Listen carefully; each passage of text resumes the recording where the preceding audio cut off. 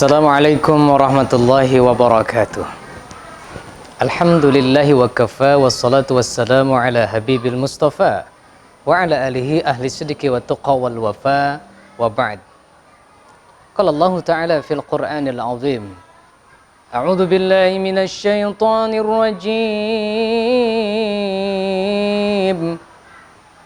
Subhanalladzi asra bi'abdihi laylan minal masjidil haram ilal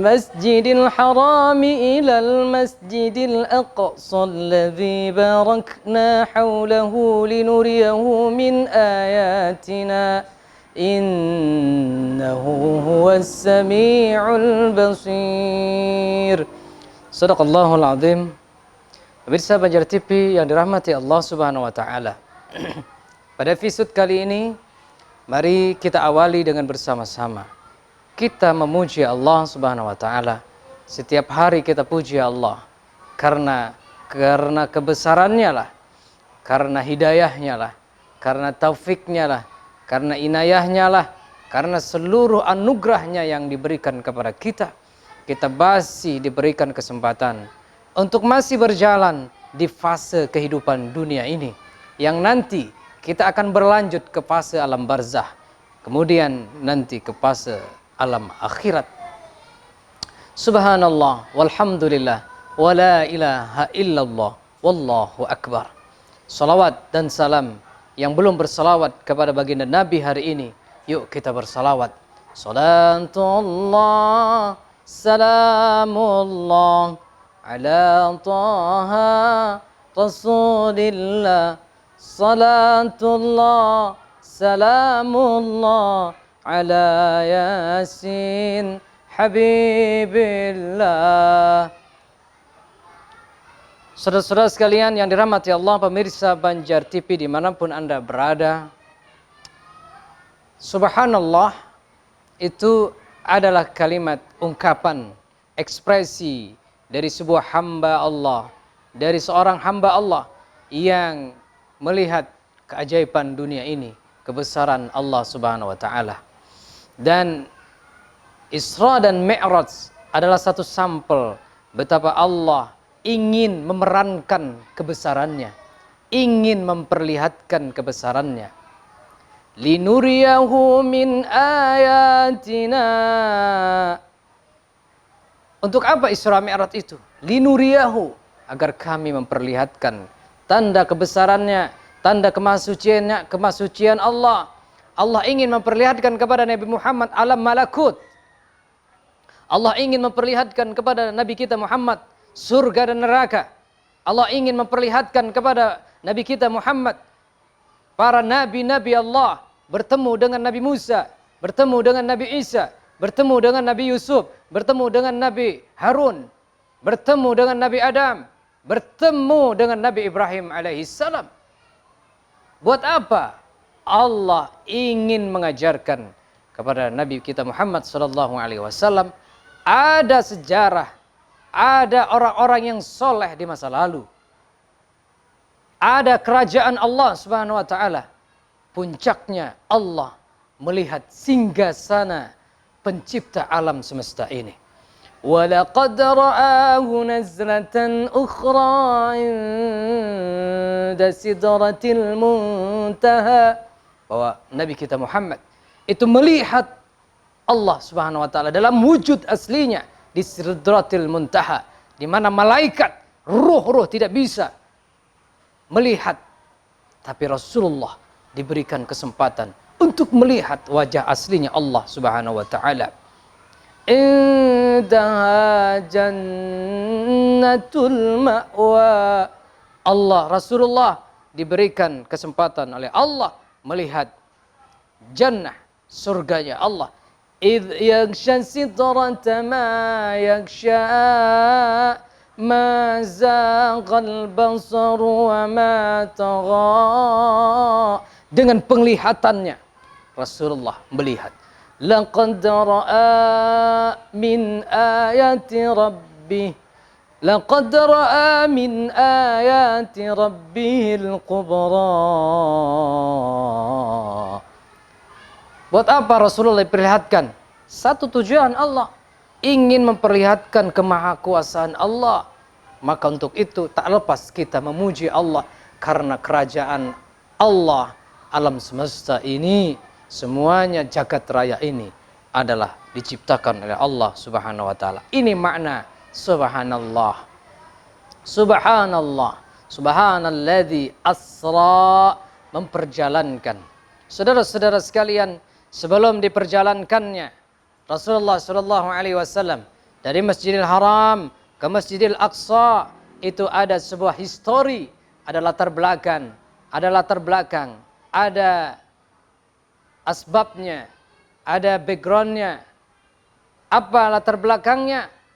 Rasulullah sallallahu alaihi wasallam, saudara-saudara sekalian, ibarat dari perjalanan rohani menuju Allah Subhanahu wa taala. Allah ingin melihat Nabi kita Muhammad sallallahu alaihi wasallam ini adalah orang hambanya, abduhu, yang senantiasa sabar, soleh, tekun, ulet, dan berani menghadapi tantangan. 10 tahun di masa kenabian Nabi kita Muhammad sallallahu alaihi wasallam diangkat, bukannya siksaan itu tambah ringan, tambah pedih. Nabi dan umatnya ketika banyak diboikot oleh Abu Jahal dan kroni-kroninya. Banyak umat Islam yang mati kelaparan, diboikot secara ekonomi. Bila ingin membeli di pasar, harganya diangkat, di-markup lebih dahulu, 3 kali lipat, separuh kali lipat, sehingga umat Islam tidak bisa membeli. Itulah boikot, ujian yang dialami oleh Rasulullah sallallahu alaihi wasallam. Tidak hanya itu, saudara-saudara sekalian, Rasulullah sallallahu alaihi wasallam kalau menghadapi orang kufar Quraisy, orang jahiliyah yang menghadang perjuangannya, dakwahnya, itu bisa dihelai, bisa dilawan, bisa ditangkis oleh pamannya Abu Talib. Tapi sayang sekali Rasulullah harus kehilangan orang yang dicintainya, Abu Talib, pamannya. Bila ada orang kafir Quraisy yang mengganggu, pamannya maju ke depan. Tapi saat itu Allah ingin menguji Nabi kita Muhammad, diambil pamannya. Cukupkah ujian itu? Tidak. Ditambah lagi orang yang menghibur Nabi, orang yang menjadi bagian dari perjuangan Nabi, hartanya habis dalam perjuangan Nabi. Saat Nabi gelisah, dia hadir istrinya. Tapi saat itu 3 hari menurut riwayat, ada yang memandahkan sebulan 2 bulan setelah itu, Siti Khadijah, Sayyidatina Khadijah meninggal dunia. Saudara-saudara sekalian, ibarat kita sudah ujian ditimpa, kemudian orang terdekatnya pula meninggal dunia, seakan-akan tak ada lagi harapan. Siapa yang akan membela perjuangan dakwahnya? Tidak berhenti sampai di situ, saudara-saudara sekalian, pemirsa Banjar TV. Rasulullah sallallahu alaihi wasallam ingin mendapatkan perlindungan. Pergi dia ke Taif. Bukan sambutan yang didapat Nabi, Tala'al badru alaina, bukan itu. Tapi yang didapat adalah kecaman, lemparan batu, berdarah. Nabi, patah gigi Nabi. Saudara-saudara, itulah betapa Rasulullah menderita saat itu. Ujian begitu besar. Ini ilustrasi bahwa kita sebagai umat manusia tidak lepas dari ujian, saudara-saudara sekalian. Iktibarnya adalah, hikmahnya adalah bahwa ujian, musibah itu tak lepas dari kehidupan kita. Berani hidup, berani diuji. Ingin hidup, harus tahan diuji. Itulah ciri umat Rasulullah, ciri hamba. Saudara-saudara sekalian yang dirahmati Allah Subhanahu wa taala, kalau ingin kita menuju Allah Subhanahu wa taala, ingin mendapat ketenangan, maka yang pertama adalah kita harus sadar dalam perjalanan hidup ini selalu ada ujian.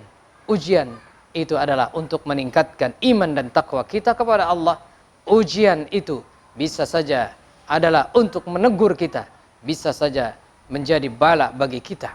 Maka untuk menyikapi masalah itu, peristiwa Isra dan Mi'raj memberikan solusi kepada kita.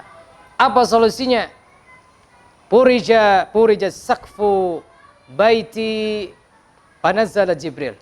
Suatu saat atap rumah Nabi menurut riwayat dalam tafsir Al-Munir itu turun malaikat Jibril.